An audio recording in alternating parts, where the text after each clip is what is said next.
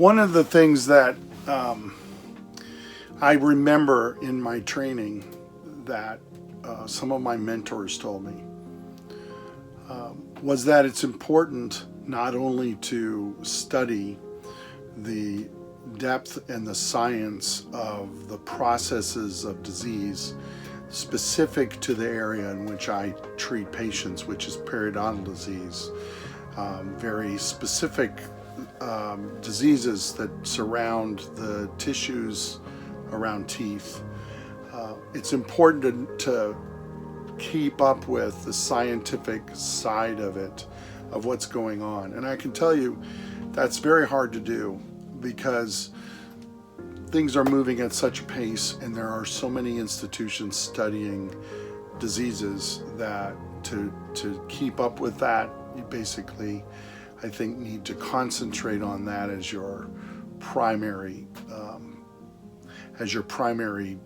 purpose in your working, and so you become a professor or a scientist or a teacher and you're there at that level.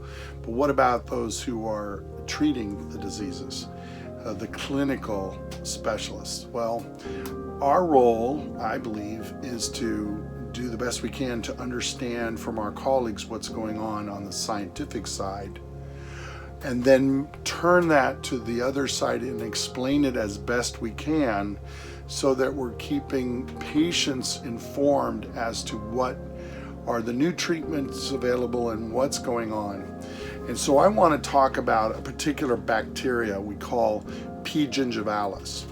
Its full name is Porphyromonas gingivalis. I remember when I was a resident in the 80s, it was actually Bacteroides gingivalis, and then it became Porphyromonas because it changed. Their understandings of it became more specific, and so they changed the name.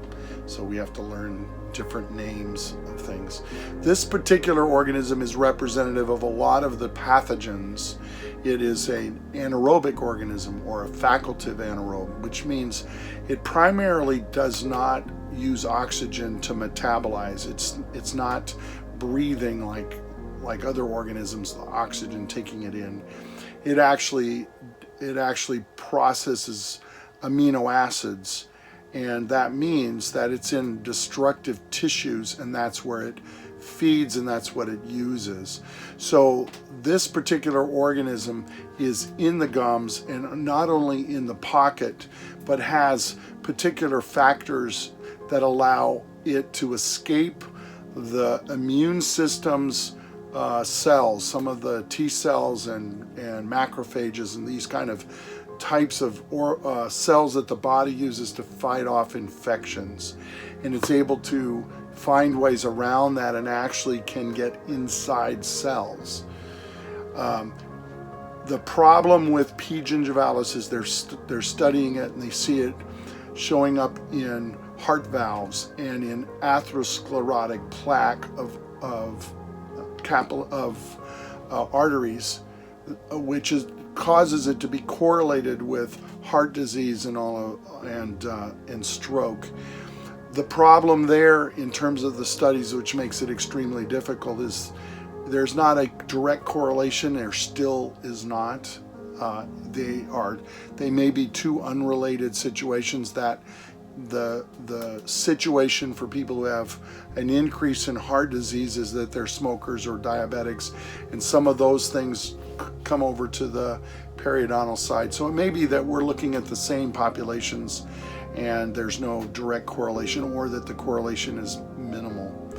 However, there is one I want you to understand that is really interesting, and that is they're beginning to see P. gingivalis in brain samples associated with people with Alzheimer's disease.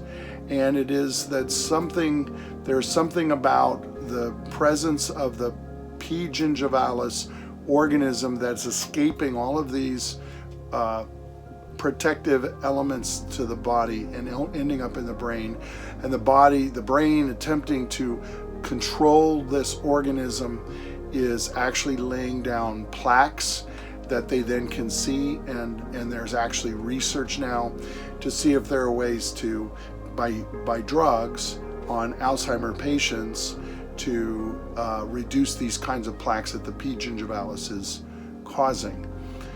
Which brings me back to something I think is critical for people to understand. Number one, periodontal disease is common in mankind. The tissue losses and the bone losses are associated with these kind of organisms, and it's estimated that 50% of the adult population has some form of periodontal disease. That is important to know. If we can eradicate the organisms where they are colonizing, where they begin, which seems to be the oral cavity, and especially around the gums and inside the gums, once they've taken a foothold, if we can eradicate them there, then we're believing that that's going to potentially reduce the risks people have for developing Alzheimer's disease or the coronary diseases and all the rest. And the point is the treatment in the mouth is so simple that it should be done. Now, one way to do that would be, okay, well, we give everybody antibiotics. The problem with an antibiotic is it's a systemic kill, that it's a chemical that goes in and kills the organisms wherever they are, which is not helpful. And once the antibiotic is completed, your course of antibiotics is over, it all comes back. It does not necessarily, and then if we go in and we just simply treat the pockets for periodontal disease, we are potentially bypassing where these P. gingivalis organisms are colonizing, which is in the tissue around the pocket.